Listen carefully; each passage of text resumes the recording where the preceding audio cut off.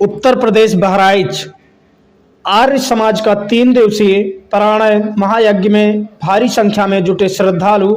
आपको बता दें कि नगर के प्रसिद्ध व्यापारी प्रकाश वीर गुप्ता, अभय मदेशिया आदि के प्रयास से आर्य समाज नानपारा के तत्वाधान में 3 दिवसीय यजुर्वेद पारायण महायज्ञ प्रवचन एवं संगीतमय वेद कथा के कार्यक्रम बाबू किशन लाल मदेशिया मैरिज हॉल में चल रहा है, जिसमें सुदूर अंचलों से जाकर श्रद्धालु भाग ले रहे हैं। इस पावन अवसर पर प्रवचन करते हुए मथुरा से आए आर्य समाज के प्रसिद्ध वैदिक प्रवक्ता आचार्य हरिशंकर अग्निहोत्री ने 16 संस्कारों का वर्णन करते हुए कहा कि संतान की उत्पत्ति से पहले ही माता पिता को अच्छे काम करने शुरू कर देना चाहिए। बच्चा होने पर बच्चों को एक अच्छा संस्कार देना चाहिए जिससे माता पिता की सेवा कर सके।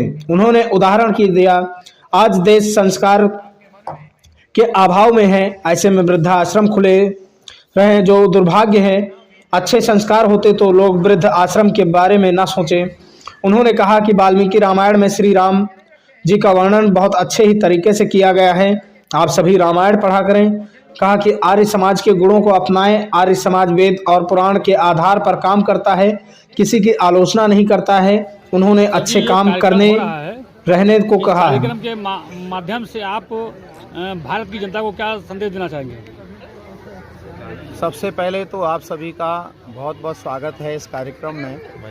यह वेद प्रचार का कार्यक्रम चल रहा है आर्य समाज नानपारा बहराइच के द्वारा। आर्य समाज वेद का प्रचार करता है क्योंकि वेद संसार की सबसे प्राचीन और परमेश्वर की वाणी है, जिसके अंदर सब सत्य विद्याएं हैं। जीवन से संबंधित जितनी शंका, जितने प्रश्न हो सकते हैं, वो सब वेद के अंदर विद्यमान है। प्राचीन भारत वेद के आधार पर चलता रहा, इसीलिए विश्व स्तर पर भारत की अपनी स्थिति थी।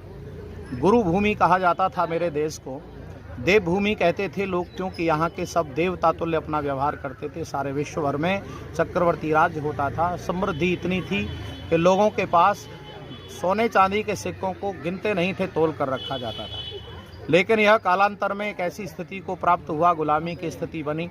तब परमेश्वर की कृपा से एक ऐसे युग पुरुष का आगमन हुआ जिन्हें महर्षि दयानंद कहते हैं। महर्षि दयानंद जी महाराज ने मथुरा में बैठ करके गुरुदेव गुरुवर विरजानंद जी महाराज से अध्ययन किया और वहाँ गुरुजी के प्रेरणा से उन्होंने समाज कल्याण के लिए अपना यात्रा आरंभ की। तो यात्रा में उन्होंने सबसे पहले वेद प्रवचनों को, वेद प्रचार को प्रमुख रखा, यज्ञ का प्रचार किया, गाय की रक्षा के लिए संदेश दिया, अनाथालय बनवाए और भारत के नौजवानों की समृद्धि के लिए उन्होंने गुरुकुलों की स्थापना करने का संदेश दिया। स्वामी श्रद्धानंद जी महाराज ने गुरुवर विरजानंद जी, गुरुदेव दयानंद जी के आधार पर उन्होंने गुरुकुल बनाया, जो आजकल विश्वविद्यालय के नाम से है, जिसे गुरुकुल कांगड़ी कहते हैं। उसके बाद गुरुकुलों की एक बहुत अच्छी परंपरा चलने लगी। भारत में सैकड़ों गुरुकुलों की स्थापना हुई, बेटियों के लिए भी गुरुकुलों की स्थापना हुई और स्थान स्थान पर वेद प्रवचन के लिए आर्य समाजें स्थापित हुई। सन 1875 में आर्य समाज की स्थापना सबसे पहले मुंबई में हुई और मुंबई से निरंतर पूरे देश भर में और विदेश भर में भी आर्य समाजें स्थापित हुई। आज 40 से अधिक देशों में आर्य समाजें हैं और अनवरत मानवता का उपदेश कर रही हैं। मैं आप सभी से आह्वान करना चाहूँगा कि आर्य समाज के साथ जुड़कर मानवता को अपने जीवन में उतार करके सारे विश्व का कल्याण कर सकते हैं। लेकिन अब ये बिगड़ गई है, अब तो सब गृहस्थी हैं, कुछ जबरदस्ती के गृहस्थी हैं। अवस्था तो वानप्रस्थ और सन्यास की है, लेकिन वानप्रस्थ सन्यास इतना बिगड़ गया है कि अब उनका कोई सम्मान या उनकी कोई व्यवस्था नहीं है। अब एक और दुर्भाग्य है, मेरे देश में वृद्धाश्रम खुल गए हैं, जो भारतीय सनातन परंपरा का बिल्कुल ऐसे समझो विरोधी कार्यक्रम है। सनातन परंपरा में वृद्धाश्रम का क्या मतलब है? लेकिन चूंकि हम अपने घर में अपने माँ बाप को सम्मान के साथ रख नहीं पा रहे हैं, इसीलिए बुढ़ापे में बेचारा वृद्धाश्रम चला जाता है। कितना बुरा हाल है। आप देखो तो सही, भारतीय संस्कृति कितनी विकृत रूप में हमारे सामने आ रही है। संस्कृति से बहुत दूर चले गए हम। प्यारे बंधुओं, महाराज मनु से कभी विनम्रता पूर्वक पूछा था, हे महाराज आप जरा हमें बताओ कि हम गृहस्थ कैसे बसाएं। तो उन्होंने ये नहीं कहा कि ये पैसा कमाने लगे हैं बच्चे, इनका विवाह कर दो, इनकी अवस्था हो गई है, इनका विवाह कर दो।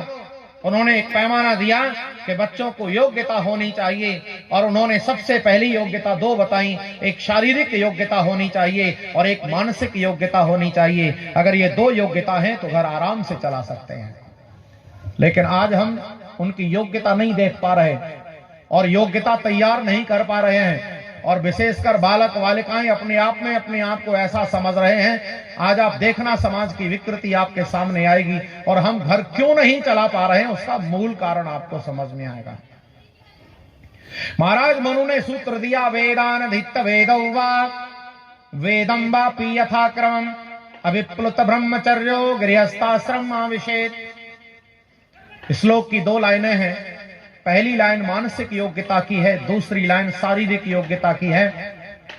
पहली लाइन में कहा वेदानधित वेदौ वा वेदम वापि यथाक्रमम। ये जो आपके सामने ये दर्शन के लिए रखे हुए हैं, ये वेद पुस्तकें हैं, और महाराज मनु कहते हैं चारों वेदों को पढ़कर के गृहस्थ में जाना चाहिए। आधुनिक शब्द जोड़ा महिला के साथ। एक आधुनिक महिला ने एक बच्चे को जन्म दिया। बच्चा जन्म लेते ही सिर पैर हिलाने लगा और टन टना टन टन टन टारा। बच्चा जन्म लेते ही सिर पैर हिलाने लगा और टन टना टन टन टन टारा। चलती है क्या 9 से 12 गाना गाने लगा। डॉक्टर परेशान, नर्स हैरान, बड़े बड़े डॉक्टर बुलाए, लेकिन बच्चे का गाना गाने का कारण नहीं ढूंढ पाए। बच्चे का दूध मांगने का तरीका तो दिल दहला दे। बच्चा गाकर कहता, ओ मेरी मम्मी लिफ्ट करा दे, मुझको भी जरा दूध पिला दे। इन्हीं बातों के चलते बच्चे को मना लिया गया। इन्हीं बातों के चलते बच्चे को मना लिया गया, और बच्चे के गाना गाने के कारण को ढूंढने का प्रयास किया गया। बच्चा बोला, सुनो जरा क्या बोलता है। बच्चा बोला, ये सब वातावरण की देन है। जब एक दिन की कहानी सुनकर अभिमन्यु चक्रव्यूह तोड़कर अंदर जा सकता है, तो क्या दिन रात गाना सुनने वाला बालक गाना नहीं गा सकता है? क्या कमाल कर दिया इस व्यक्ति ने। क्या दिन रात गाना सुनने वाला बालक गाना नहीं गा सकता है? अरे मेरी माँ ने कभी वेदों से हाथ लगाया होता। अरे मेरी माँ ने कभी वेदों से हाथ लगाया होता, कभी सत्संग वैदिक सुना होता, अरे कभी रामकृष्ण की कथा को अच्छे से सुना होता, तो मैं भी आपके घर रामकृष्ण जैसे संस्कार लेकर आया होता। मेरी माँ ने 2400 घंटे टीवी चैनल्स का स्वाद लिया है। ये कहानी उस समय लिखी गई है, कविता, जब टीवी होती थी असरकार। उस समय मोबाइल ज्यादा प्रचलन में नहीं था, और नहीं तो आज कविता लिखता तो कहता मोबाइल का स्वाद लिया है।